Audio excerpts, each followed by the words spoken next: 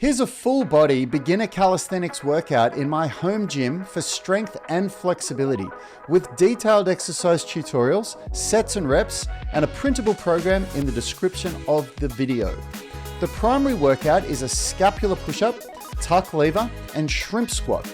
Then we move into an arch scapular pull-in paired with an eccentric Nordic hamstring curl.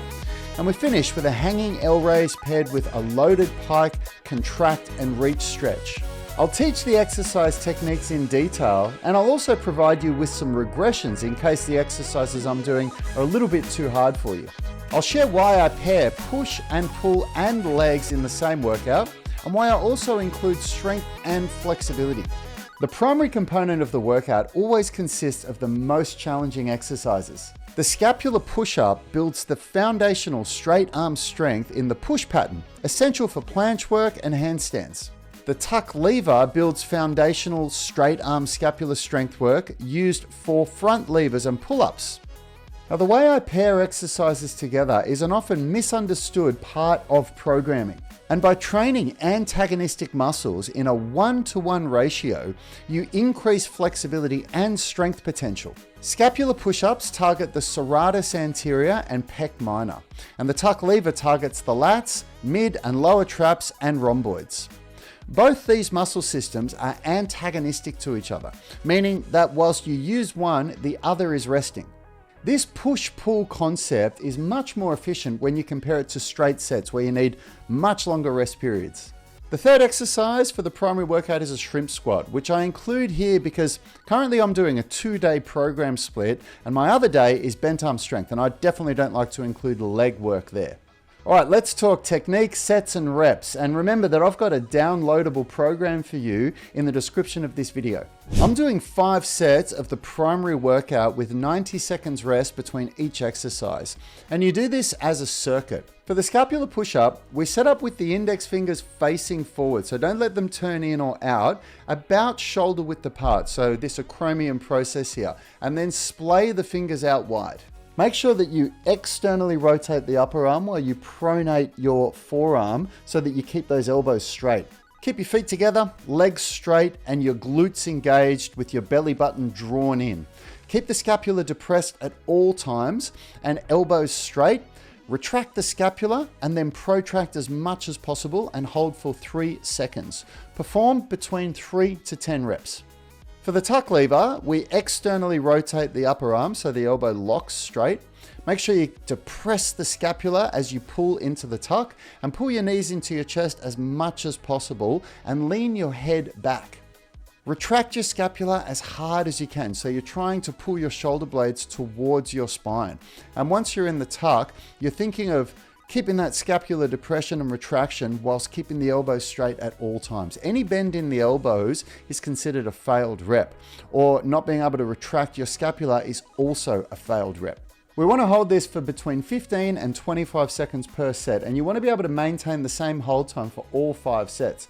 So that means you don't want to be doing like 18 seconds in the first set, but then 12 seconds in the 5th set. It would be better to do 15 seconds for all 5 sets, and then in the next workout, try to do 16 seconds and then 17 seconds. That's how you use progressive overload with isometric contractions. Hey, if you're getting value out of this, please like and subscribe to the channel for daily content like this. If you can't do a tuck lever with the coaching cues that I just listed, you'll just do an arch scapular pull-in place of it. I'll teach the arch scapular pull-in in the Supplementary B's section. For the shrimp squat, I'm doing an intermediate version where I grab my foot and hold it firmly against my butt. And as I lower down on the eccentric phase, I'm going to be bending forward at the hip, but maintaining weight through my whole foot. So I want weight through the heel and in the toe. If the weight transfers to the toes, it becomes very hard to make progress with this movement. We want to perform a 3-second eccentric contraction, pause at the bottom for 1 second, but without any weight transferring to that knee, and then we stand up. And we're aiming for between 3 to 8 reps in 1 set. If you can't do 3 quality reps for 5 sets, you can work on pistol squats or box pistol squats. I'll link a video at the end with 5 pistol squat progressions that you can use to unlock your calisthenics leg strength. Okay, now onto the Supplementary B exercises, and we're going to do 3 sets of the arch scapular pull-in and eccentric Nordic hamstring curls. The arch scapular pull-in works all of the same muscles as the tuck lever, but due to the reduced intensity, we can control full scapular retraction, something that's very hard to do in a tuck lever. And this has a huge carryover to pull-ups and muscle-ups. We're going to start in a dead hang and depress the scapula as you pull the shoulders into extension.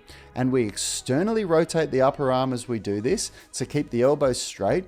And then we pull hard into retraction and hold for 3 seconds and then lower down to the start position. And we're looking for 5 to 8 reps. Nordic hamstring curls are one of the best exercises for hamstring strength, but doing full reps is very tough. So we're just going to work eccentric reps until we build up the strength to do the full concentric phase. So just focus on a 3-second eccentric contraction for 3 reps, work up to 5 reps, and then each workout, try to increase the time of the eccentric contraction until you can do 5 reps of 8 seconds. And by then you should be ready to try a full rep. For the supplementary C exercises, we're just doing a hanging L raise. And if you can't do these, you can do hanging knee raises. Try for 5 to 10 reps per set with a 3-second eccentric phase. And just make sure you don't pull with your arms. We want to use the abs and the hip flexors for this exercise. And we pair this with a standing pike, reach and contract.